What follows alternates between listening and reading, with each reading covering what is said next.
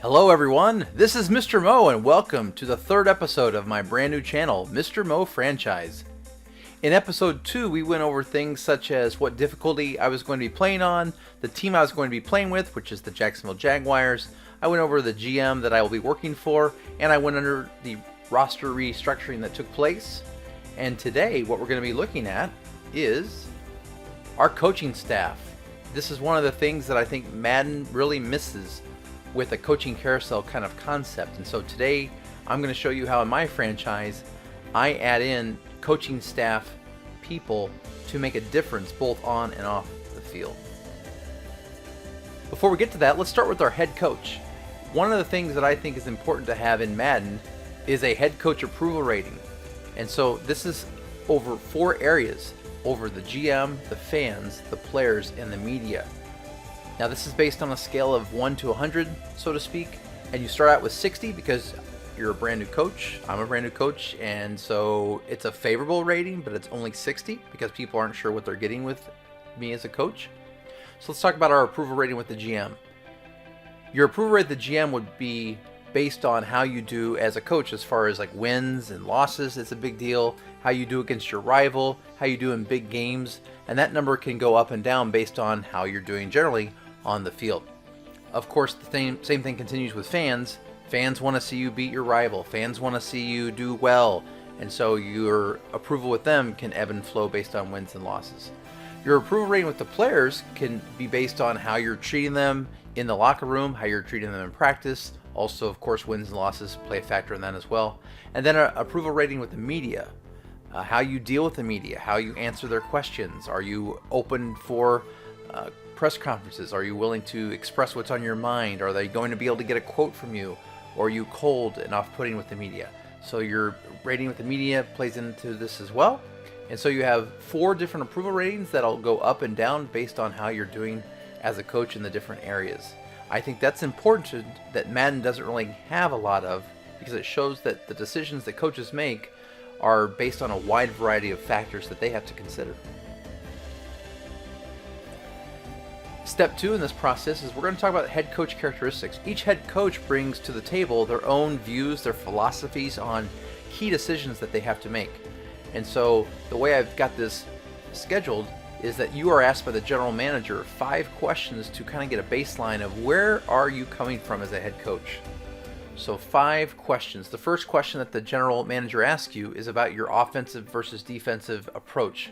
What do you lean towards? And the question was, what do you believe is going to help lead our team to the Lombardi Trophy? And so as the head coach of the Jacksonville Jaguars, I answered to the general manager, B. I believe we can win the Super Bowl by having a dominant offense and a capable defense. That kind of shows my leanings. I lean towards the offense. I still believe defense is important, but I definitely lean towards the offense. So I would answer with B. The second question that the general manager asked to hire me, what is your philosophy on the role of a head coach for in-game play calling? And so the choice that I went with is B again. I believe you hired me for my expertise in play calling, but I will listen to my coordinators when I think they have a valid point to make. So what this means is generally I'm going to call the plays on offense and defense that I believe are strong, but that doesn't mean I won't have a second thought if a coordinator comes to me and says, I really think we should run this in this situation. The third question that I was asked is about the media approach. What will be your approach as you handle the media? And so my response to the general manager was C. I will be taking a very business-like approach to the media. I will answer their questions up to a point where it helps our team. If I have to be creative with my answers at time, I will not be afraid to go that route too. So I'm taking more of the pragmatic approach, a middle-of-the-road approach. I'm not going to give them just blunt answers that can sometimes hurt my players' feelings. On the same token, I'm not going to give away everything. I'm going to give away just enough to keep the media off my case, but also be honest with them to a point. The fourth question that the GM asked me was about risk-taking. When it comes to risky play calling, such as fakes, trick plays, and going for it on 4th down, where do you stand? I didn't hesitate on this answer. I went with A. I'm a gambler. I'm going to be extremely aggressive in my play calling, and I won't hesitate to go for it. That just sort of captures how I feel as a coach.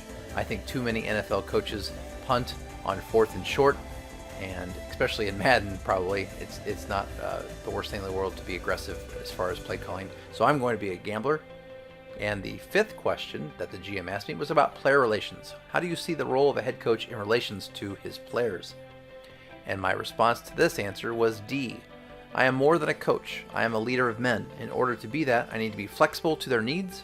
They need to know that I understand their concerns and will do my best to address them. A team that knows I have their back will have mine. So I'm taking more of the empathetic approach. Now you might be wondering, how do these 5 characteristics of your head coach, how do they play into actually played in Madden? That's a great question. The answer to that is, from time to time, in the random events that occur over the course of Madden, there will be situations that will draw upon one of these characteristics that you've given your answers to at the start of this franchise experience. And so in this case, for example, picking the empathetic approach, if there is a player concern, I will tend to take the, okay, let me work with that for you, instead of the more business boss-like authoritarian approach, which, by the way, has also proven to be very successful in the NFL. I'm thinking of like a Bill Belichick type, but these are just the answers that I gave, and that's how they will come into play with the random events that will occur over the course of a franchise experience in my franchise. Now, step 3, another thing that I wish Madden had, because they've had it in the past, is the staff and how your staff can affect your players both on and off the field. So with my franchise experience, I have something that I'm calling expenditure points. In other words, the general manager gives you a certain, and for the case of dollars, to simplify it, instead of saying millions of dollars, I call them expenditure points. So the general manager, based on what type of general manager he is, gives the coach expenditure points to spend on the staff. Now, I rolled the lifelong fan GM, so I've got 1,000 expenditure points to spend at the start of this franchise, but it's broken into, I can spend 350 points on the main staff, 350 points on the position coaches, and 300 points on the scouts. Now you'll notice there are 7 main staff to hire, there are 7 positional coaches to hire, and there are 6 scouts to hire. But in that, I have to spend exactly the amount that was given to me by the general manager. So let's get started by hiring the main staff. The first main staff I need to hire is the CEO. Now, to look at this chart, I want to break it down into the columns that have been presented. First of all is the name. I just went to name generator online and picked out these names, so they're just aesthetics. The cost, once again, this is the expenditure point cost that a person has to hire. They will always go from the highest in cost to the lowest, so they're always going to be a person that costs 100 and then a person that is the cheapest that costs 5. For the CEO columns of marketing and sales, you'll notice that these are, and as all the ratings are, it's on a scale of HOF, which means Hall of Fame, which is the highest score you can have, all the way down to an F. Now you'll also notice in the letter after it is a number in parentheses, and that number sort of captures how good that person is, usually on a scale of 1 to 100. So for example, let's take the person Olsen here at the top, his marketing ability is a 90 out of 100, an A+, and so generally when a marketing thing will happen and Olsen is asked to have something good happen, on a 90% of the time something good is going to happen. Versus if you look all the way down here with Lawrence, because he's a very cheap CEO, he's got a 25% chance of something good happening. So that's on marketing and sales. When you look at the stadium maintenance, from time to time, your CEO is going to be asked to either upgrade the stadium, or to maybe do some renovations, or in fact, at some point, maybe relocate the team. So that all deals with the stadium maintenance column. And then the last 2 columns are work ethic and loyalty, and all of the staff will have these 2 columns. So let's talk about work ethic. What work ethic is at the end of the season, each staff person will have an opportunity to perhaps increase their skills, increase something in the other columns to get better at that. So they might go from like a B- to a B, or a D to a D+. What the work ethic symbolizes is that opportunity out of a scale of 100 to improve those skills. So if you take, for example, Ruiz here, he's got a B work ethic. So 65% of the time when he's asked to increase one of his abilities, he will succeed, and about 1/3 of the time he will fail. And so the work ethic captures that ability of a player to improve their skills over time. A better work ethic, a better chance that they will improve those skills. And then loyalty. What loyalty captures is the desire of that person to want to leave your organization and take another job with another team. The higher the score, the more loyal they are to your organization. The lower the score, the more likely they are to leave your organization, and that means you'll have to hire a different person. So let's take a look at Armstrong, for example. He's got an F loyalty rating at a 25. So at the end of the season, when we do the coach carousel, as Madden used to have, the way I do that is when Armstrong is asked, do you want to leave your team? He's got a 25% chance to stay and a 75% chance that he's going to leave and take a job somewhere else. So when you're looking at the staff members to hire, you have to also look at loyalty and know that the higher the loyalty, the more likely they're going to stick with your program. The lower the loyalty, now there's a good chance they're going to leave for a different job offer. And work ethic and loyalty will be two characteristics that you'll see throughout all the staff ratings. So I was given 350 points to spend on the 7 people for my main staff, and for CEO, I decided to go with Snyder. What I liked about Snyder is he has high marks in marketing, sales, stadium maintenance, and work ethic. Yes, he has a low loyalty, and that concerns me, but my first year, I'm just trying to make sure that we make enough money to make it to the draft. This team is going to be bad, and I need a good marketer that will keep the money flowing so that by year 2, I'll have an opportunity to then maybe hire someone else. Yes, Snyder might leave, but maybe by then I will have made some money from having a good CEO that then I can hire even a better CEO that has even a better loyalty, or hire another CEO that's maybe almost as good. So that was the thought process I went with Snyder. Next up is the Player Personnel Director. You'll notice a lot of these are the same categories. I've got the name, I've got the cost, I've got the work ethic and the loyalty, but the Player Personnel Director has 2 different types of characteristics: negotiations and pro scouting. For negotiations, this is their ability to re-sign players that you currently have on your team. As you go through the season, you're asked to re-sign players, while negotiations is the chance out of 100 that the person that you are asking to have the contract with will actually listen to your offer. So a person with good negotiation skills, such as Jennings, if I wanted to offer a contract to a player I really wanted to sign, I would roll during that week a 100-sided die, and then a 90% chance that I could then offer that contract. If I were to roll a 94, then for that week the negotiations fell through. I think this adds a layer of interesting complexity to the negotiations in Madden instead of just the bland yes they say yes or no they say no. This makes it's an ongoing procedure, and having a good negotiations person in a personnel director I think helps to capture that. Now the pro scouting column, the reason I have that column is that the player personnel director also is looking at players that are currently in the NFL. So there may be times where you're wanting to steal a player off the practice squad of another team, and so the better they are at pro scouting, the better that player will be. Maybe you'll even get a boost to a player that you steal off a practice squad. Furthermore, when it comes to scouting for the NFL draft, once you get to the NFL combine, you no longer will be using the college scouts that you'll be hiring. You'll be using the pro scout, and then he, once the combine happens, will be the one that will sort of look at the ratings of the players for those last couple of weeks as the combine has happened.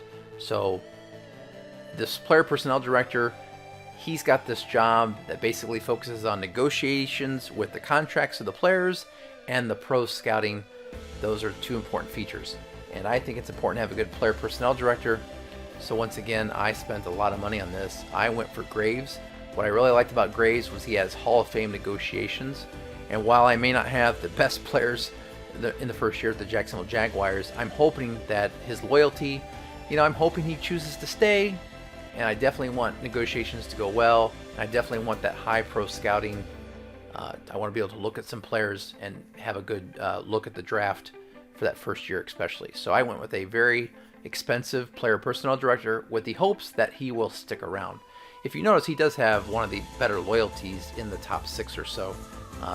That has also the good skill set that I was looking for. Next up is the offensive coordinator. Now this one gets a little bit more simplified, kind of. You've still got the work ethic and the loyalty, and you've got the cost and the name. There's only 2 factors here with the offensive coordinator. The one column that says preferred scheme, that is the scheme that you will have to run if you have that offensive coordinator. That's the scheme that you'll have to run in Madden. So once again, I don't think that the schemes in Madden have quite been flushed out completely. They've done a good job with the puzzle pieces, and I think they're getting there with that system, but this will lock you into that sort of preferred scheme. So in a moment, I'll show you the offensive coordinator that I hired, and then we'll talk about how that affects that. And then, of course, the overall rating of the offensive coordinator is just how good that offensive coordinator is. From time to time, with random events in my franchise, something will happen where I'll say if your offensive coordinator is a good offensive coordinator, then you can get more bonuses, stat boosts for your players, and contrary, you may get reductions to your players, and the better the offensive coordinator, the smaller that reduction will be, and vice versa. In this case, I went with Mendoza. Now notice, he is a vertical zone run preferred scheme. So I will be running a vertical zone run preferred scheme in my first year with the Jaguars. I just like the vertical zone run concept, and so we're going to be going with that. I also thought that the rating was decent, the work ethic was decent, and at least in this case, I'm hoping that Mendoza sticks around. He's got a good loyalty, and I'm hoping Mendoza stays on my squad for several years. Next up, defensive coordinator. This is very similar to the offensive coordinator. The only difference here is the preferred scheme is what kind of defensive scheme you're going to be running. And I know many NFL teams run the 4-3, but as a Steelers fan, I've grown up watching the 3-4.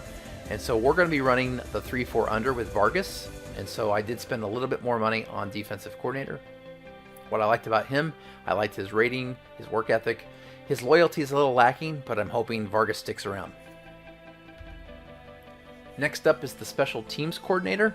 Very similar things here. The difference here is focus.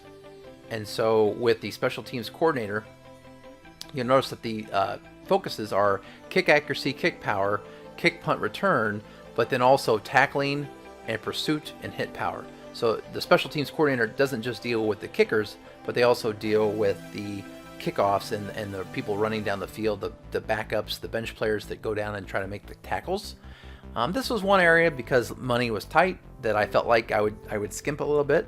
So I only spent $20 on special teams coordinator Hardy, and really it wasn't anything specific here other than I like the kick power. I want to make sure that my field goal kicker can kick a 55-yard field goal, and he was cheap, and so that was the route that I went with that. Next up is the strength and conditioning coordinator. You'll also once again notice that they have a rating and a focus. And for this, you're wondering, well, how does strength and conditioning work in the game? Well, once again, random events might come that help your strength and conditioning coach give boost to the players in the categories of strength or acceleration or toughness or agility or speed or injury, etc., etc. And so their focus on that will be sort of a special thing that they'll be looking to help players get better at.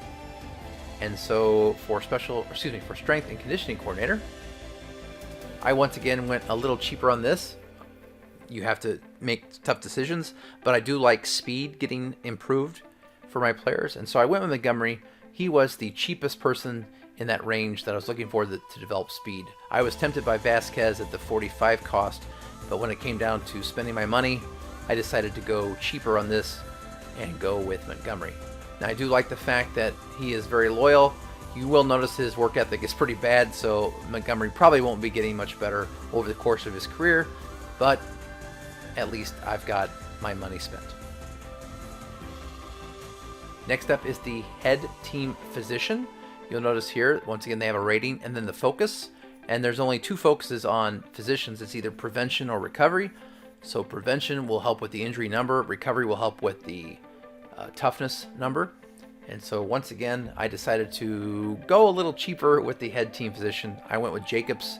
Once again, he's loyal and he's cheap. And so that was why I went with Jacobs. And when you add those up, that equals exactly the 350 expenditure points that I had to spend on my main staff. Next up are the 7 positional coaches. And let's look at quarterback's coach. You'll notice here, once again, they have a focus. And the reason that focus matters for your positional players, in my franchise, when a player goes to level their skills, if they've gained enough points to level up after a game, you have to put in the points in the focus of your positional coach for that position. So for example, whenever my quarterback, Minshew, whenever he improves, he will have to improve under the category of strong arm, as long as I have the the quarterback's coach of Jackson. So every time my quarterbacks improve, it'll have to go into strong arm. And I just went with that because I think it's important in Madden to have a quarterback with a strong arm. I was tempted with field general, but I did go with Jackson. I like the fact that he was a good rating, and I think we're going to need that to not only help the quarterback of today, but I'm hoping the quarterback that we draft in the first round in next year's draft. And I want that quarterback to have a strong arm and to be worked with a good quarterback's coach. Now, the one drawback here is Jackson's loyalty, which is a D, so I'm hoping he sticks around for next year when I draft that quarterback. Not that Minshew can't be the quarterback in year 2, but I'm hoping to have a better quarterback in year 2. For running backs coach, I went with Campbell. I went with Campbell because I like a running back that's elusive, and so I felt like he gave the best offering of elusive with the good rating and work ethic. He is extremely not loyal, and so I don't know that Campbell will be sticking around for year 2, but fingers crossed that he will. Wide receivers coach, I did go a little cheaper on this one. I went with Patterson because he was cheap and he offered the deep threat. I want my receivers to work on their deep threat, which many times can be their speed. And so in this case, I felt like he had the good deep threat. You know, the next deep threat was down here at 10, and I thought that was too cheap. And then the next deep threat was way up here at 70 and 80 and 100. And I just didn't want to spend that. I just didn't have the money to spend on that. So I went with Patterson. And the good news is he will probably stick around with that good loyalty that he has. Next up was offensive line coaches. This is where I went big. I had a terrible line in this first year with Jacksonville, so I wanted to get a good offensive line coach that will stick around for a long time. And so yes, he's the most expensive, but I wanted to have a good pass protector, and he's got that great rating, that great work ethic, and he's extremely loyal. And so I felt like it was worth spending a lot of money on an offensive line coach in Foster. I wanted the best because our offensive line is the worst in the NFL. Defensive line coach, in this area, I went with Porter. What I liked about Porter was he was under the focus of run stopper. Since I'm running the 3-4, I want to stop the run, and then we'll deal with the pass as it comes. But he offered, I felt, the best for the cost of a run stopper. For linebackers coach, I went with Robertson. Once again, I'm focusing on stopping the run. So if my defensive line and my linebackers can stop the run, then that leaves teams one-dimensional to pass, and then we'll cover that as we see fit. I also like the fact that Robertson had a good rating for, if you notice, for the cheap ones. He's got that good rating for the cheapest, for the coaches that are 60 to 5. He offers the best rating you can get in that price range. And so I went with Robertson. He's a run stopper that's also got a good rating. For the defensive backs coach, I went with Wagner. Simply because I was running out of money at this point, and I did like the fact that his focus is man. I want to run man-to-man defense eventually with my corners, and so I went with Wagner, and he is very loyal, and so hopefully he'll stick around for a while too. So I do have a blend of people that are loyal and not loyal. You don't want to lose all your coaches at once and not have the money to buy new ones, and so it is nice to have a couple of coaches that are very loyal. And then the last thing we have to do is we have to hire 6 scouts. The scouting system, let me explain how the scouting system works. So if you look at their abilities, once again on a scale of 1 to 100, what will happen during the week of scouting thing in Madden, the way I've tried to enhance it a bit, is in typical Madden, when you go to a player, you've got 3 buttons to click, and you just basically go click, click, click, and then that's it. Well, to make this a little bit more involved, what the scouts offer is, on a scale of 1 to 100, their ability to unlock that box that week. So let's take my first scout that I hired, Miller. Miller's ability is a 90. So when he goes to scout a player during a week in Madden, I'm going to take 3 dice, 3 100-sided dice, and I'm going to roll them. If the number rolled is a 1 to a 90, Miller is able to unlock that box. So if he rolls a 45, a 52, and an 80, those numbers all fall within his ability range. He will get to unlock all 3 boxes. Let's go to another scout like Rodriguez, who is the second scout I hired. His is only an 80. So if I roll the 3 dice and I get an 85, that would not be a successful unlock of a skill that week. And while I still count it for spending it in the game, I actually don't get to unlock it for that week, for that box. So Rodriguez may not be as effective as unlocking the 3 boxes like Miller is, who's got that 90 rating. And so the 6 scouts that I hired, I wanted to have 2 really good scouts. So I've got Miller and Rodriguez. From week to week, I can count on them pretty much to unlock the 3 boxes that I've assigned to them. My third scout is going to be Gomez. What I liked about Gomez is because I only had so much money to go around, he costs 50, but his ability is 70, so you're still getting a 70% chance to unlock the 3 boxes from week to week, and he's also very loyal, and I like that. Yeah, his work ethic is weak, and so he's probably not going to get a lot better, but I like the fact that he's already good out of the gates. My fourth scout I'm getting is Edwards. What I liked about Edwards is for the price, I liked his ability was still over half, so you have to hope that each week when you're rolling those 3 dice, you're counting on 1, and you're kind of hoping to unlock 2, because it's over half. And so in my mind, I'm thinking I can probably get 2 boxes unlocked with Edwards each week. And I also liked that he was loyal. My 5th scout I'm going with is Ortiz.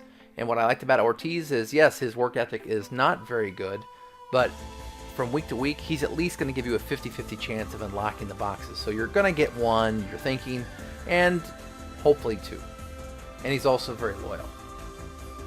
And then the 6th scout that I've got is Richardson. Simply at this point, I was low on money, and he's not a very good scout. He gives you a 30% chance each week to unlock a box. You're kind of hoping to unlock 1 box with Richardson. And yeah, he's not very good, but when you get 2 really good scouts like Miller and Rodriguez, there's only so much going to go around. And Richardson was the bottom of the barrel, near it at least, as far as a scout.